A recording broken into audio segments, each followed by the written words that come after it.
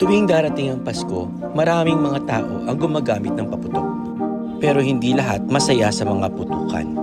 Maraming mga aso at pusa ang nakakawala at naliligaw.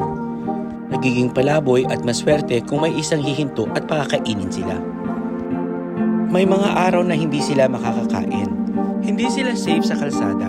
Maaari silang mahuli ng city pound at ma-euthanize pag walang nagtubos. Masagasaan at saktan.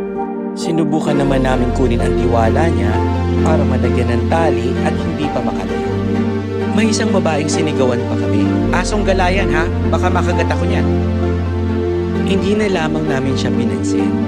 Tumingin na lang kami sa mga social media dahil baka may naghahanap na kay Negra. Nag-message kami sa possible owner. At dumating naman sila agad. Si Negra ay isang indoor pet at hindi sanay sa labas. Pero dahil sa putukan noong December 24, sa sobrang takot ay napatalon ito ng bakod at tuluyan ng naligaw at napalayo sa kanyang bahay. Buti na lang may nakakita sa kanilang post. Nag-aatubili pang lumapit si Negra sa kanyang fur dad.